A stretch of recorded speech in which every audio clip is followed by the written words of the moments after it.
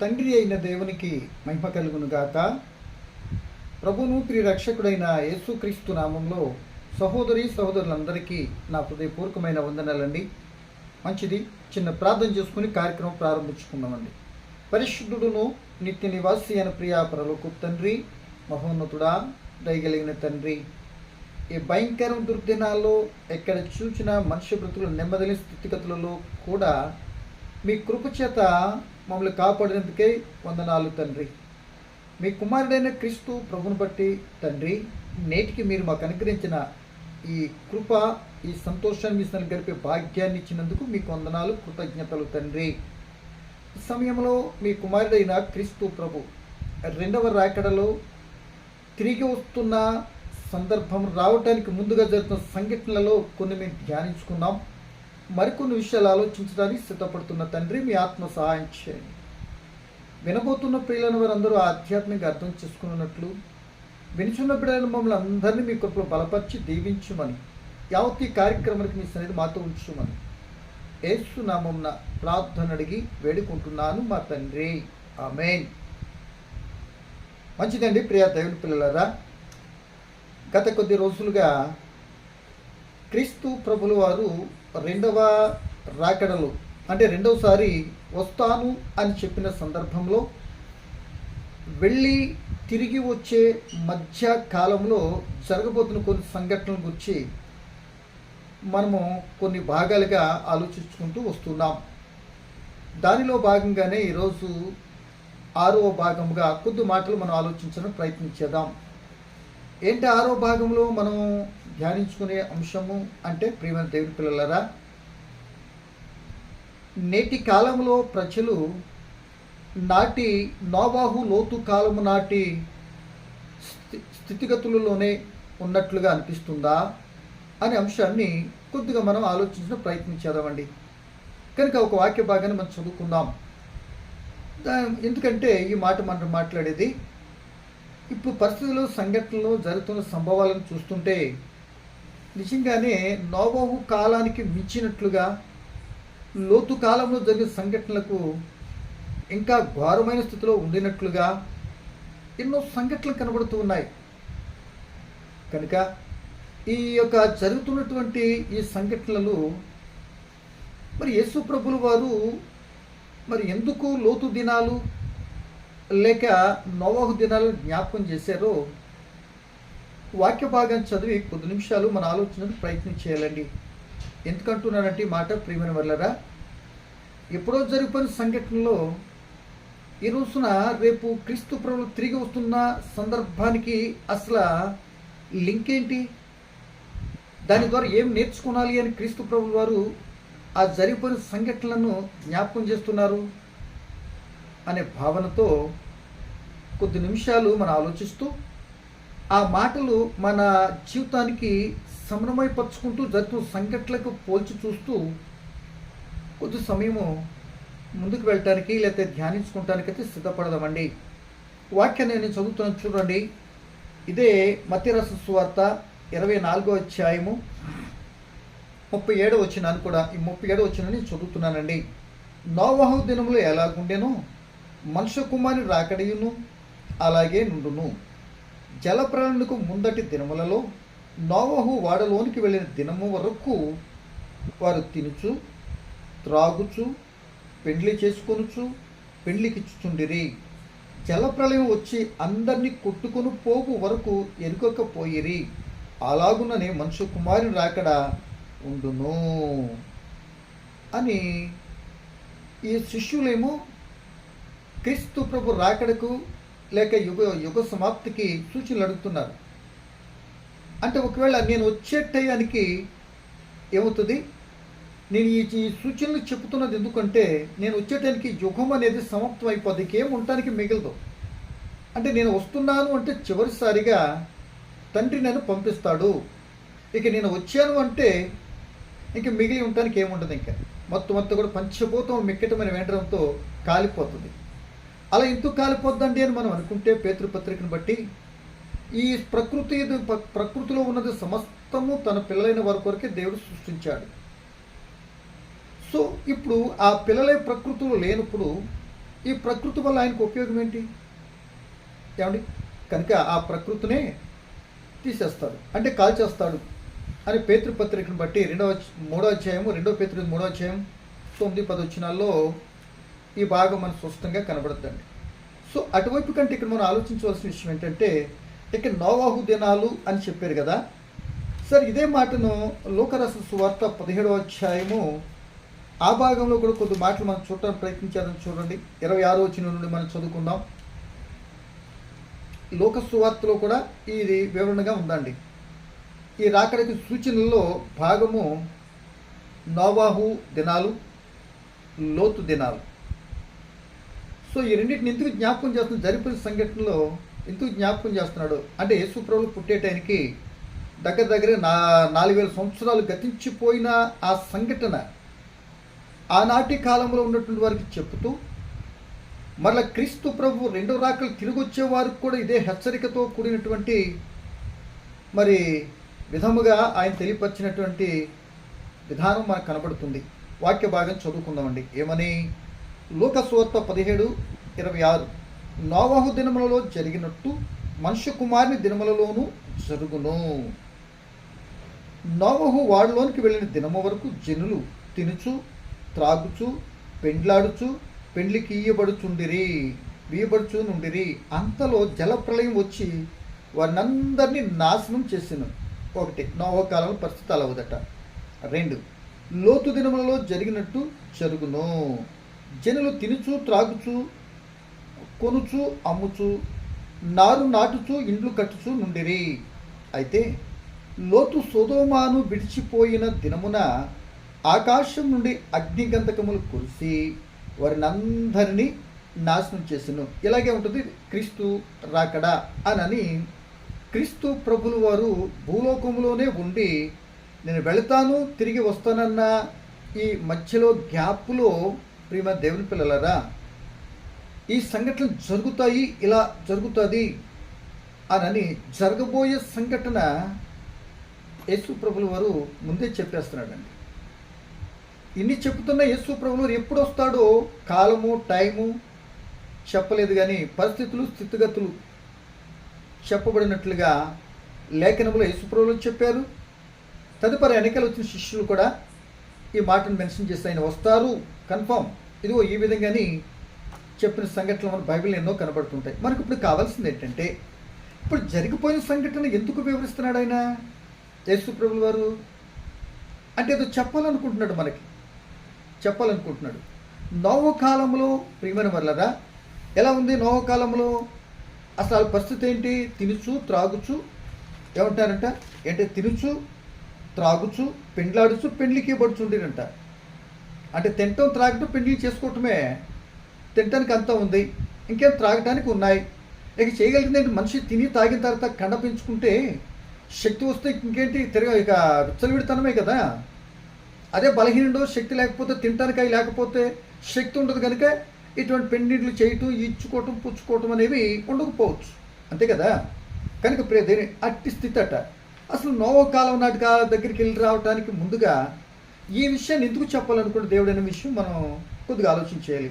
ఎందుకు అంటే, దేవుని చిత్తాన్ని అనుసరించినటువంటి ప్రజలైనటువంటి ఆ నోవహు కాల ప్రజలు అజ్ఞానము అవిధేయులుగా దేవుని చిత్తానికి విధేయులు కాకపోవటం కారణంగా దేవుని కోపం వారి మీదకి వచ్చింది. అంటే దాని అర్థము, దేవుడు ఇష్టపడని కార్యాలు చేస్తే దేవుని కోపం ఎంత కఠినంగా ఉంటుందో, తన పిల్లలే, తను ప్రేమించినటువంటి వారే, వారినే దేవుని శిక్ష, దేవునికి అవిధేయులైనటువంటి వారికి ఎంత కఠినమైన శిక్ష విధిస్తాడో అన్నది స్పష్టంగా ఈ రాకడలో కూడా ఇలాంటి క్రియలు జరుగుతాయి. కనుక మీరు బుద్ధి తెచ్చుకోవాలి, జ్ఞానోదయం కలగాలి, మీకు ఆలోచించాలి అని చెప్తున్నాడండి. మాట అర్థమైంది అనుకుంటా. అంటే నాడు జరిగిపోయింది ఎందుకు చెప్తున్నాడంటే, నిన్ను నన్ను జ్ఞాపకం చేసుకోమంటున్నాడు. అసలు అది ఎందుకు జరిగించాడు దేవుడు? అంత కఠినంగా మనుషులు ప్రజలందరిని ఎందుకు శిక్షించాడు? అసలు ఇంతకాలం చేసిన తప్పేంటి? సో తప్పు చేస్తే ఇంత కఠినమైన శిక్ష ఒక్కసారిగా అందరినీ తుడిచిపెట్టేస్తాడా అన్నది కొద్దిగా ఆలోచించాలి.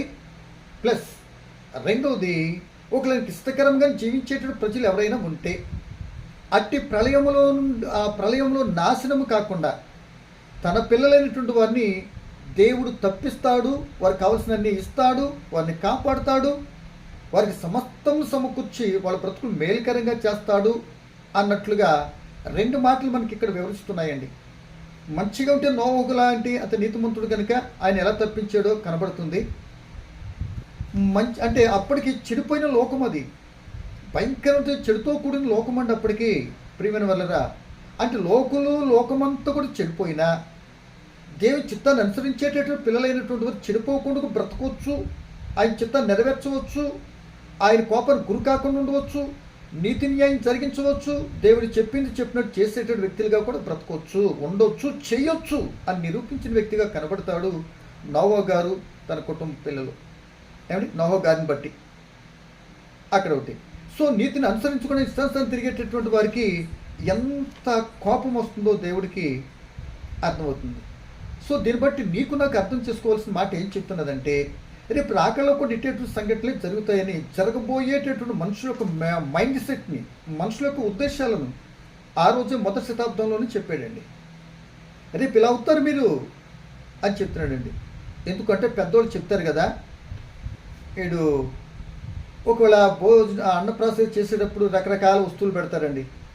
తర్వాత ఏమవుతాడు గుర్తు లేకపోతే పెడతారు, పక్కన పెడతాం.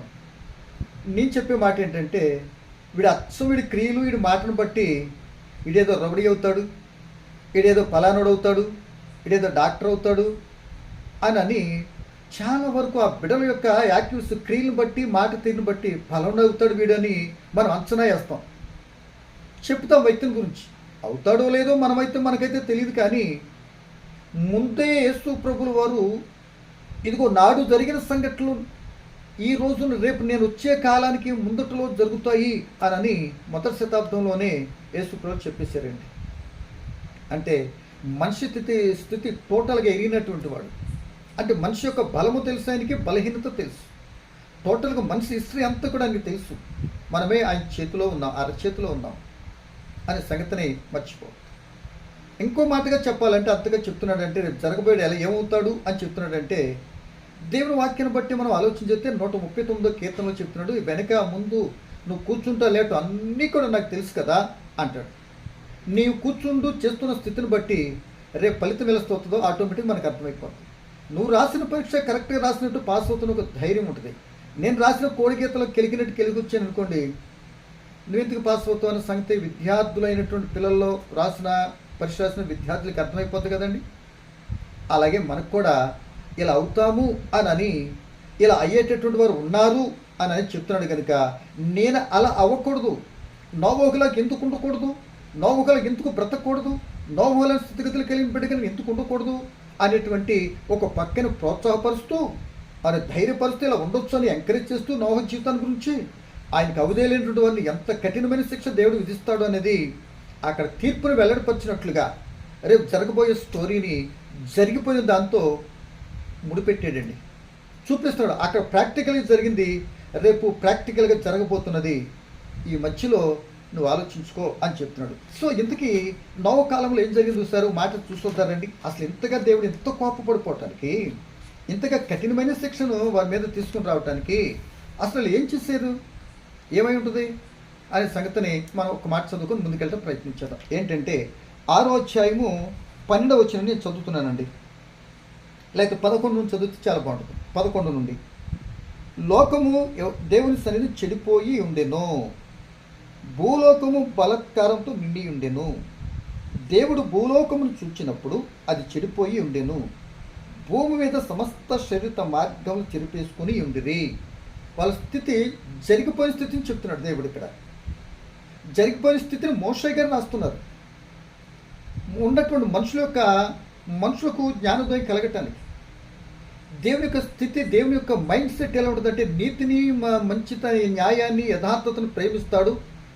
నీతిమంతుడిని ఎప్పుడు శిక్షించినట్లుగా, త్రోసివేసినట్లుగా లేదు. ఒకటి, ఆ అన్యాయస్తుడిని, పాపంతో ఉన్నటువంటి వ్యక్తిని భుజాన్ని ఎక్కించుకొని దండలేసినట్టుగా కూడా అది ఉండదు. అంటే న్యాయాధిపతి అయిన పాపిని లేకపోతే పాపక్రియలో అవిధేయులతో శిక్షించడంలో మార్పు ఉండదు.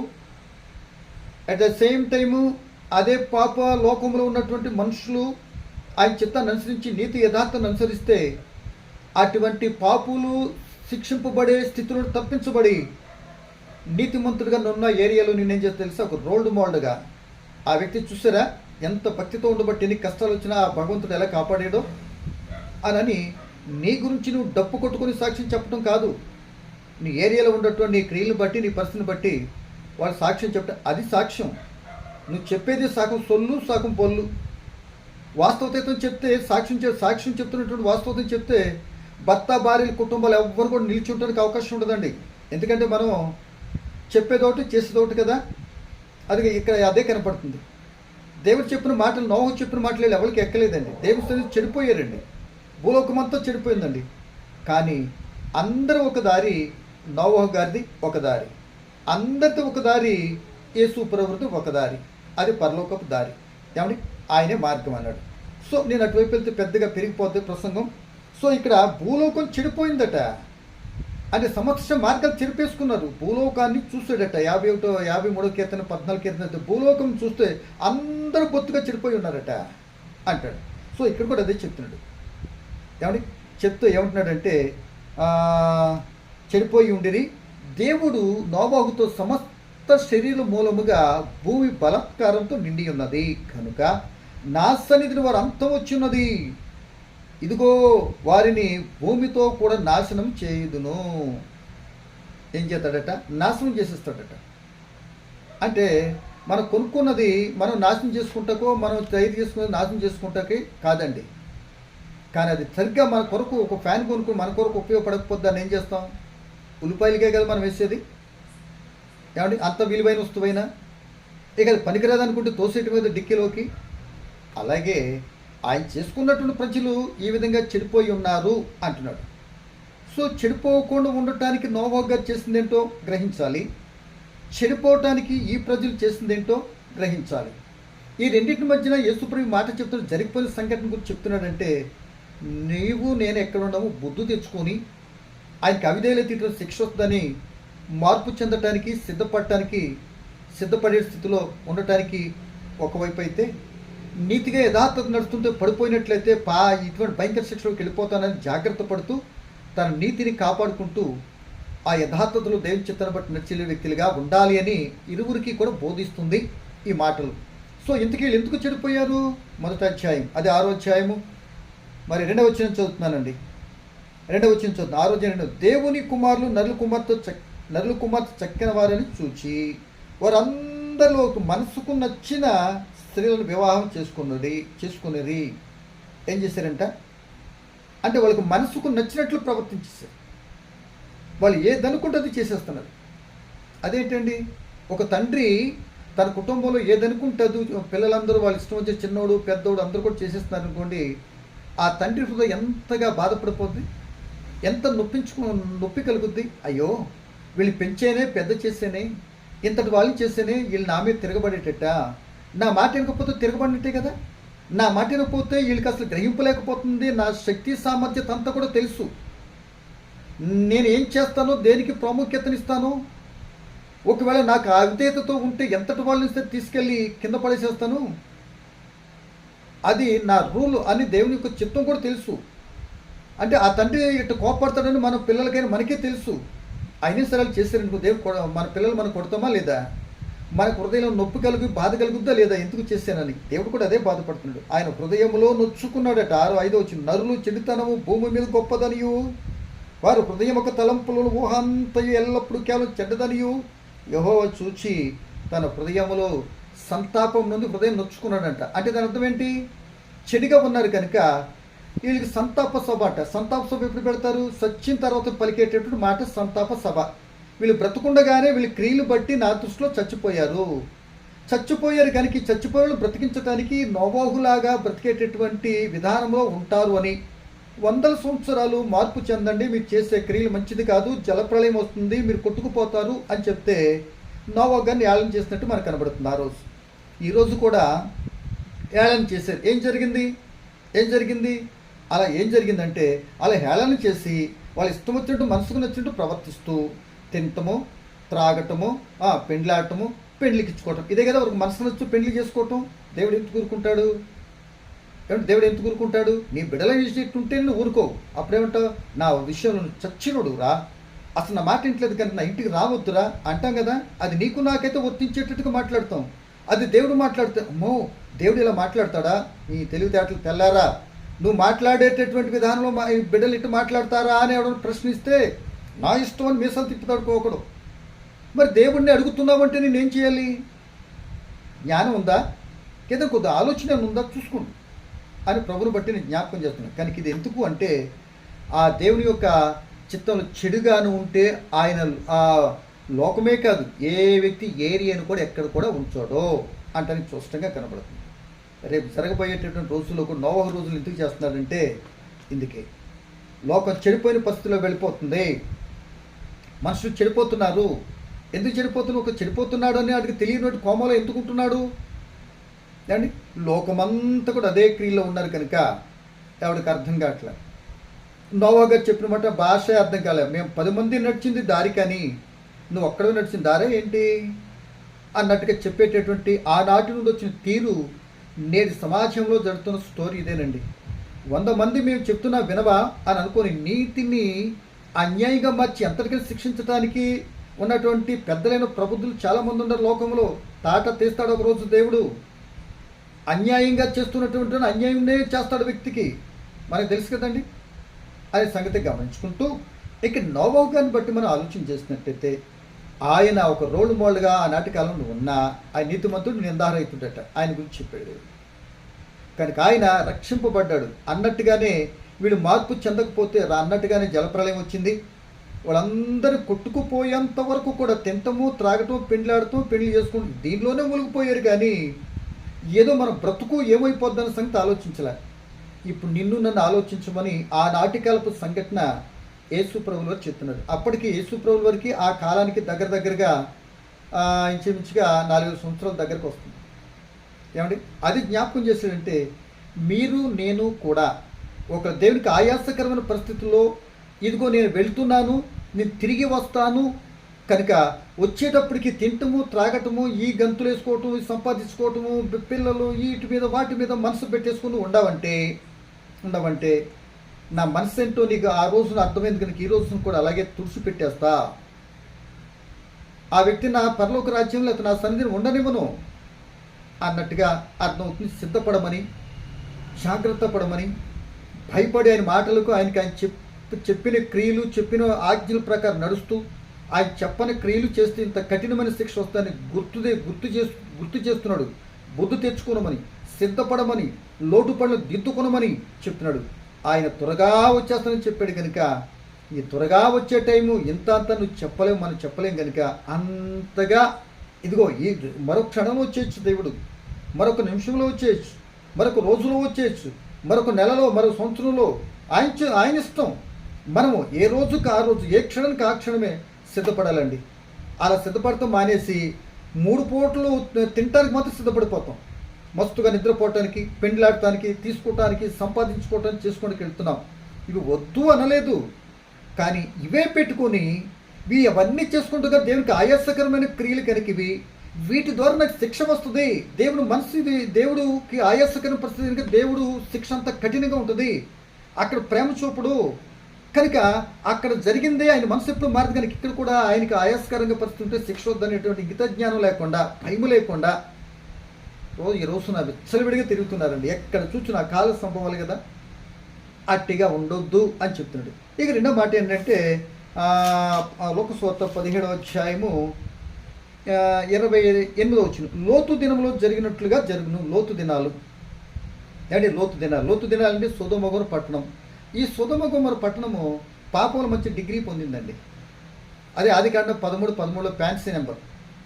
వీళ్ళు బహు పాపులట, మామూలు పాపులు కాదు.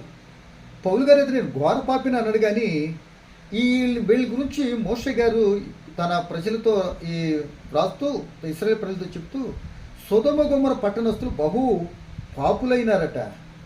ఏమండి బహుపాపులు అంటే వాళ్ళకి ఏ శిక్ష విధిస్తున్నాడు? బాగా గమనించాలండి ప్రియ దేవుని పిల్లలారా. నిజంగా అట్టి సంఘటన అసలు దేవుని మనసు అర్థమైతే ఆయన తత్వం ఎలా ఉంటుంది కనుక, ఆయన మనసు ఎంత ప్రేమ కలిగినటువంటి ఎంత కఠినమైన శిక్ష విధించాడు అంటే నిజంగా నేను ఎంత నొప్పించుంటాను. ఇచ్చేది ఆయన, తాగేది ఆయనదే, తినేది ఆయనదే, సమస్తం ఆయనవే, అన్నీ ఇచ్చిన తర్వాత కూడా ఆయన మీద తిరగబడితే ఏం చేయాలి చెప్పండి? ఒకవేళ ఆ దేవుని స్థానంలో మీరు ఉన్నట్లయితే మీరేం చేస్తారు? ఆహా ఎంత బాగా తింటున్నావు నాయనా, ఇంకా తిను నాయనా అని అంటావా? ఇంకా చెడిపోయి తను అనేక మంది చెడిపేట విషయంలోకి వెళ్ళనిస్తావా? ఒక 10 వంకాయల్లో వంకాయ పుచ్చిపోయిందంటే వెంటనే పక్కాటిని చెరుపుదనే తీసి పడేస్తావు కదా. మరి అటువంటి మనస్తత్వం మనకు ఉన్నప్పుడు ఈ ఇట్టి మనసే నీకు నాకు దేవుడు ఇచ్చాడంటే అసలు ఆ మనసు నిన్ను కలిగించినప్పుడు ఇంకెంత పర్ఫెక్ట్గా ఉంటాడని సంగతిగా గ్రహించాలి కదా అని ప్రభువుని బట్టి ప్రేమతో మాట్లాడుతున్నానండి. కనుక ఇక నోవహు దినం అంటే లోతు దినములు ఎలా ఉన్నాయండి? మీకు కూడా జ్ఞాపకం ఉందని ఎలా ఉన్నాయి అంటే ప్రియమ దేవుని పిల్లలరా, అక్కడికి పాపంలో పట్టా డిగ్రీలు వీళ్ళు 19వ అధ్యాయంలో 2 ఆదికాండం 2 మాటలు చెప్పుకొని ముగించుకుందాం. ఎందుకంటే చిన్నగా చెప్పినా చిన్న కొద్ది వివరించిన టైం పాస్ అయిపోతుంది. ఇప్పుడు అంతా మోడర్న్ టెక్నాలజీ వచ్చేసింది కదా. ఒక 15 నిమిషాలు 20 నిమిషాలు 10 నిమిషాల్లో చెప్పేస్తే అక్కడికి పరమభక్తులు అయిపోయి మాది చూసేటప్పటికి ఎంతో తెలిసిపోయింది అన్నట్లుగా అక్కడితో సరిపెట్టుకుంటానికి అడ్జస్ట్ అయిపోతున్నారు. కానీ ఓపికతో ఒక అరగంట విందాం, మరొక 4 మాటలు వింటే నా బ్రతుక్కి ఏ మాట చెప్తున్నాడు, ఈ 10 మాటలు నా జీవితానికి ఏ మాట నేను అప్లై చేసుకున్నాలో అని విందామనేటువంటి ఓపిక లేదండి, అంతవరకు సహనం లేదండి. ఒకవేళ వాళ్ళకి అనుకూలంగా ఒక మాట కానీ ఏదన్నా ఉందా, వెళ్ళిపోద్ది అంతే. వీడియో మీ ఇష్టం అనుకోండి, నాకు చూడాలని మీకు చెప్పట్లే. నాకు తెలిసింది ఇలా చెప్పినప్పుడు నా లెవెల్కి తగ్గటువంటి పిల్లలు ఎవరో కొందరు లేకపోరు కదా. అలాంటి మహానుభావులు పెద్దోళ్ళు లాంటి మాటలు చెప్పలేకపోవచ్చు. తలంతులుగా చెప్పాను కదా, మనకు కూడా 1, 2, 3 ఉన్నాయి కదా. నా విధానాన్ని బట్టి దేవునికి కుటుంబం బట్టి కొద్ది మాటలు చెప్తున్నానండి. ఇది హేమహిమలు ఎలాగో చూడరు కదా. కానీ దీనికి తగ్గటువంటి వారు ఎవరెవరు ఉంటారో తెలుసా? వాళ్ళని దేవుడు మంచి భక్తిలో నేర్పడానికి కొద్ది మాటలు బలపరచడానికి ఈ మాటలు. సో ఇక్కడ సొదొమ గారు పట్టణంలో ఉన్నటువంటి ప్రబుద్ధులు ఎలాంటి వారంటే ఒక మాట చెప్తున్నాను వినండి. అక్కడ దేవదూతలు వచ్చారు లోతు గారి దగ్గరికి. చక్కని వారు ఏమంటే దేవదూతలు శరీరం ధరించి వచ్చినట్లుగా ఈ మాటను బట్టి గ్రహించాలి. అక్కడికి వస్తే ఈ విషయాన్ని ఆ సొదొమ పట్టణస్తులు చూశారు. లోతు గారి ఇంటికి రావటం చీకటి పడింది. వచ్చిన తర్వాత ఏం చేసిండే పరుగు లోతు గారి ఇంటికి వచ్చారు. ఎవరు వచ్చారు? బైబిల్ చూద్దాం. చూడండి, ఆదికాండం 19వ అధ్యాయం 4వ వచనం. వారు పండుకొనక ముందు ఆ పట్టణస్థులు అనగా సొదొమ మనుషులు బాలురును వృద్ధులను ప్రజలందరూ నలుదిక్కుల నుండి కూడి వచ్చి ఆ ఇల్లు చుట్ట వేసి లోతును పిలిచి, ఈ రాత్రి నీ యొద్దకు వచ్చిన మనుషులు ఎక్కడా?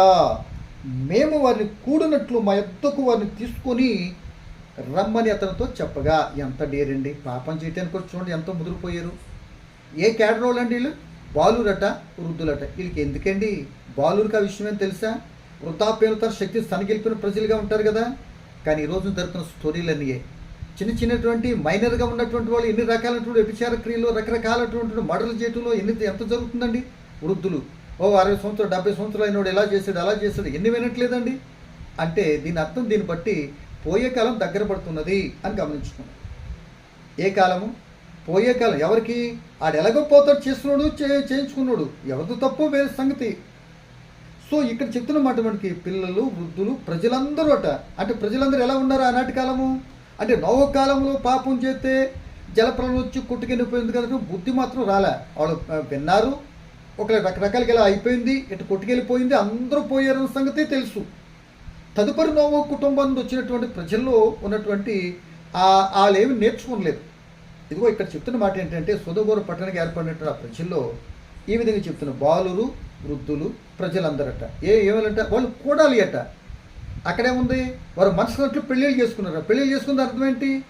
కూడాలనే కదా, వాళ్ళు ఆనందించాలనే కదా, వాళ్ళు సంతోషపడాలనే కదా. ఏమండి? వాళ్ళకి మనసుకు నచ్చినటువంటి క్లీన్ చేయటం కారణంగా ఆహా ఓహో అని లబ్ధి పొందాం అనుకుంటున్నారు కదా. కానీ వారి గొయ్యి వాళ్ళు తవ్వుకున్నారనే సంగతిని ఎవరు కూడా అర్థం కావట్లేదు. ఈ రోజు కూడా అర్థం కాలేదు. ఏదో నేను ఆనందపడాలి, నాకు నచ్చింది కావాలి, నేను ఇలా చేయాలి అలా చేయాలి. ఓకే, నీకు నచ్చిందే కావాలి అంటే ప్రతిదానికి దేవుడు క్రమాన్ని పెట్టాడు. నీకు నచ్చింది కావాలనుకున్నప్పుడు ప్యాంటో షర్టో కావాలంటే వెళ్ళి షాప్లో దొబ్బుకొచ్చేస్తున్నావా, కొట్టుకొచ్చేస్తున్నావా? లేదుగా. ఏం చేస్తున్నావు? డబ్బులు పెట్టి కొంటమో, నీ దగ్గర అయితే నానా అమ్మ దగ్గరికి వెళ్ళి నానా అది నచ్చింది ఇది నచ్చింది అని చక్కగా కొనిపెట్టారు కదా. ఇదైతే కావాలి, కానీ అక్కడికి వచ్చేటప్పటికి మాత్రం నీ బుద్ధి మొదనష్టం బుద్ధి అవుతుంది కనుక, సంకుచితమైనటువంటి అవుతుంది కనుక ఆ తల్లిదండ్రులను విడిచిపెట్టేసి నీ ఇష్టం చేయడం కానీ గల పరువు గంగలో కలిపేస్తున్నావు. ఆ గ్రామానికి ఏరియాకి నష్టాన్ని తెచ్చిపెడుతున్నావు సంగతిని ఇప్పటికైనా కళ్ళు తెరవండి పిల్లలారా. బాలురు వృద్ధులట చూడండి ఒకసారి నా ప్రియమైన వాళ్ళరా, వాళ్ళు వచ్చేసి మీ కూడాలి అంతే అని పబ్లిక్ నా దగ్గర పంపించంటున్నారు. బా ఎంత భయంకరమైన మాటగా ఉందండి. సరే దేవుడు చూసుకున్నాడు, ఏమన్నాడు? సరే లోతు కమాన్ బయటికి రండి అన్నాడండి. ఏం చేయాలనుకుంటున్నాడు? నిన్నేమో జలప్రళయంతో ముంచేసాడు, ఇప్పుడు ఏమంటున్నాడు? వాడిని అగ్ని గంధకాలతో ముంచేస్తున్నాడు. సరే ఇక్కడ ఈ అడవుల్లో లోతు పిల్లలు ఉన్నారు కనుక, ఇద్దరు కుమార్తెలు కనుక, ఏమైనా ఒకవేళ పిల్లలు కూడా వస్తారు, వాళ్ళతో అల్లుళ్ళు వస్తారు, ట్రై చేసి ఎంత ఒప్పుకున్నా, ఓహో ఆహా అంటే అగ్ని వచ్చి మమ్మల్ని కాల్ చేస్తుందా? ఇది మేము వంట చేసుకుంటాకి వీటికి పైరు చేతిచ్చాక అన్నం ఉండేటువంటి అగ్ని వచ్చి కాల్ చేస్తుందా? సర్లే అన్నట్టుగా లోతు చెప్పిన బట్టి ఎవరు కూడా కాదర్ చేయలే. తను నీతిమంతుడు తన జీవితం ఒక వెరైటీగా ఉంది. ఏంటి ఈ వ్యక్తి మన ఏరియాకి వచ్చిన తర్వాత ఇంత వెరైటీగా చక్కగా బ్రతుకుతున్నాడు ఏంటి, ఇంత వృద్ధిలోకి వస్తున్నాడు ఏంటి అన్న ఆలోచన కూడా ఈ ఈ యొక్క అగ్ని కాలిపోవటం ముందు ఎవరికి గ్రహింపలేదు. మంచిని ఎవరు తీసుకోరండి, మంచిగా బ్రతి ఎవరికి ఇష్టం లేదండి. నేను తాగుతుంటే నువ్వు కూడా బేడి ఫూ అనుదేమనుకోండి, బా అని నన్ను పొగుడుతూ బ్రహ్మాండంగా కాల్చేవని ఒక హీరో పేరు పెట్టి పోల్చుతాడు. ఆహా నేను అలానా అనుకోండి, మరింత నాశనానికి వెళ్ళిపోతాడు. అరే తప్పురా అన్నోడు లేడు, పోనీ అన్నాడే అనుకోండి, నీకు అనవసరం, నా విషయం నా జోలు నీకెందుకు, నాకు తెలీదా ఏంటి, నీకు చూసుకో, ఆ లెవెల్కి వెళ్ళిపోయిందండి. అలా ఉంది ఇప్పుడు నేటి కాలం. అంటే దాని అర్థం ఏంటి? బాలురు వృద్ధులు ఈ పరిస్థితి ఎలా ఉంది? ఒకరు కూడా పొసుకోవట్లేదని కారణం ఏంటి? వాళ్ళు మనసులో ఉన్నదాన్ని వాళ్ళు ఇష్టానుసారం చేసుకొని ఆ సమాజానికి కళంకం తెచ్చేటటువంటి వారిగా ఉంటున్నారనే సంగతిని గ్రహించమని దేవుడి మాట చెప్తారు. సో ఏం జరిగిందో చూడండి, 24 వచ్చిన 19:24. అప్పుడు యెహోవా సొదొమ మీదను గొమొర్రా మీదను యెహోవా యొద్ద నుండి గంధకమును అగ్నిని ఆకాశమును కురిపించి ఆ పట్టణములను ఆ మైదానమంతటిని ఆ పట్టణాల్లో నివసించే వారందరినీ నేల మొలకలను నాశనం చేశాను అంటున్నాడు. కానీ మొత్తం అంతా కూడా కాలిపోయిందట. ఇక్కడ మాట గమనించిన ఏంటంటే ప్రియమైన వాళ్ళరా, ఇక్కడ ఆకాశం నుండి మొదటిసారి వచ్చింది వర్షం వచ్చింది, రెండవసారి చూసుకుంటే వచ్చింది అగ్ని వచ్చింది, ఇంకా కాస్త ముందుకెళ్తే ఏమొచ్చింది? మన్నాను కురిపించాడు. ఇంకా కాస్త ముందుకెళ్తే ఏమొచ్చింది? ఏమొస్తుంది? ఏదైనా ఏదైనా ఏదైనా ఏదైనా దేవుడు చేయగలడు.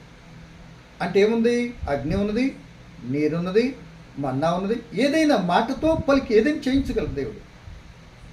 కనుక దేవుని పిల్లలరా, ఈరోజు రెండింటికి కలిపి ఎందుకు చెప్తున్నాడంటే, మొదటిది కానీ వినకపోతే రెండోది కాలిపోయే పరిస్థితి.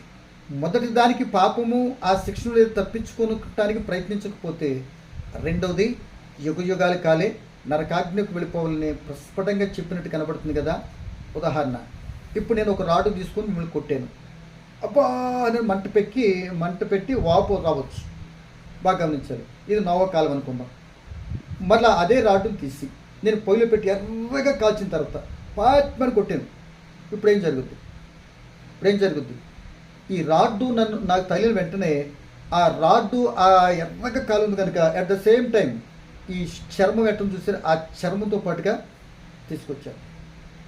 అంటే మొదటిసారి విని అలా సరి చేసుకుంటూ ఒక దెబ్బతో దవ్వచ్చు, ఇక అలాగే వెళ్ళిపోయావనుకోండి, రాడ్డు కాల్చి కొడితే ఎంతగా బాధ వస్తూ అట్టి స్థితుల్ని గడిపేటటువంటి స్థితి ఒక లోతు దినాలు మనం చూసుకోవచ్చు.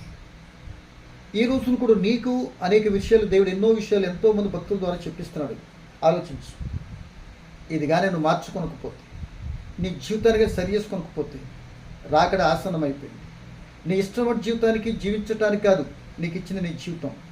లేకపోతే నువ్వు ఎన్ని నాటకాలు వేస్తున్నా, ఎంతో మోసాలు చేస్తున్నా, వీరిని మోసం చేస్తున్నా, భలే ఉంటున్నానులే, బాగానే ఉంది అని అనుకుని ఇంకా లోతుకు వెళ్ళిపోమని కాదు.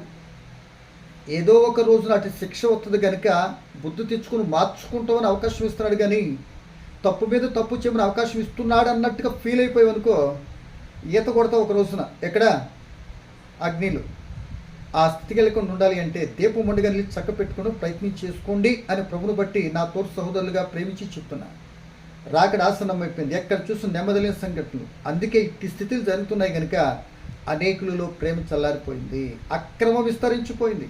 అది కదా మరి 24వ అధ్యాయం 12వ వచనం, 24వ అధ్యాయం 12వ వచనం ఏం చెప్తున్నాడు? మత్తయి సువార్తలో అక్రమం విస్తరించుట చేత అనేకులు ప్రేమ చల్లారిపోతున్నట్ట. అంటే ఇక్కడ ప్రేమ లేదని చెప్పట్లే, ప్రేమ అయిపోయిందని చెప్పట్లే, కానీ ఉన్న ప్రేమ చల్లారిపోయింది. ఏమండి, చల్లారిపోతే ఏం చేస్తండి అంటే దాని అర్థం ఏంటి? వేడిగా ఉండాలనా? ఎస్. ప్రేమ ఉప్పొంగుతూ ఉండాలి, ప్రేమ ప్రజ్వరిల్లాలి అంటాడు. అంటే దాని అర్థం ఏంటి? జ్వాలలాగా ఎదగాలి. అలా ఉంటే ఆ ప్రేమ ఎదుగుతుంటే ఈ చెడు క్రియలు ఏవైతే ఉండయో ఆ యొక్క మండుతున్న దానికి వస్తే కాలిపోతాయి, కానీ నీకేం నష్టం కలగదు.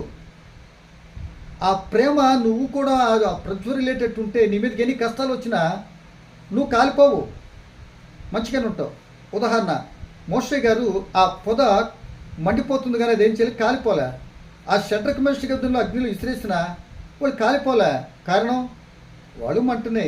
ఆ కాలకుండా ఉండే బాధ్యత దేవుడు తీసుకుంటాడు. నీలో ప్రేమకి అంటే చల్లారిపోతుంది కనుక అట్టి వారు ఏం చేస్తారు? ఇట్లా క్రియలో ఉండిపోతారు కనుక, ఇది శిక్షలోకి వెళ్ళిపోతారు కనుక జాగ్రత్త చూసుకుని. నోహు దినాలు ఎందుకు చెప్పాడంటే వీటినన్నా చూసి బుద్ధి తెచ్చుకుంటారు, వీటిని చూసి జీవితాన్ని దిద్దుకుంటారని చెప్పినట్లుగా మనం గ్రహించాలి.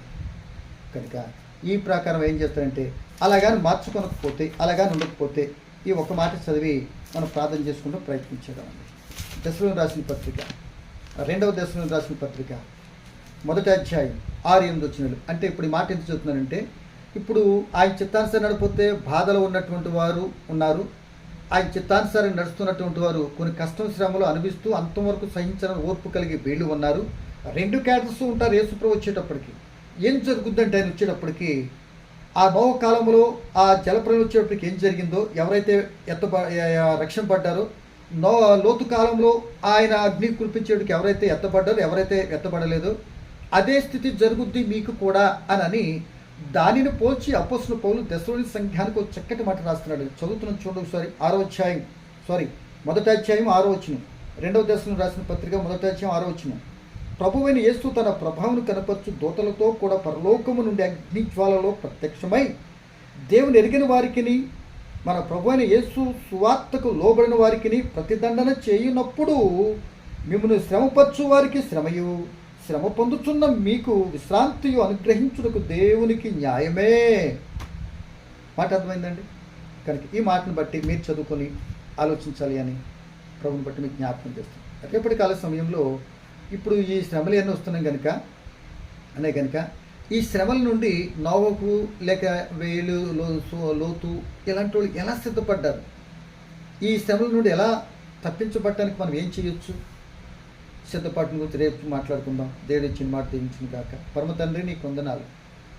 పలకబడిన మాటలో పరమార్థం నీ పిల్లలు మేము గమనించడానికి సహాయం చేయండి. మీ కుమారుడు క్రీస్తు ప్రభు పంపించిన మీ సిద్ధపడుతున్న సంగతులు ఎన్నో కనబడుతున్నాయి కనుక తండ్రి, మీ కుమారుడు అయితే లోకంలో ఏమీ మిగిలి ఉండదు అని గుర్తెరిగి మీ చిత్తాన్ని నెరవేరుస్తూ మీకు ఆయుష్కరణ పరిస్థితులు ఉంటే దిద్దుకొని ఆ పరమ చేరగలగటానికి మెలకు కలిగి మీ కుమారుడు వైపు చూసే కృప, ఆ మెలకు జీవితాన్ని ఆ పరలోకం చేరని ఆసక్తి మీ ఆత్మ తోడ్పాటు విని బిడ్డలు నాకు మాకు అందరికి అనుగ్రహించుమని మాకు మీ చిత్తమైతే రేపు కలుసుకుంటానికి కూర్చుంటున్నాను. యేసు నామమున అడుగుచున్నాను తండ్రి, ఆమేన్. వందనాలండి.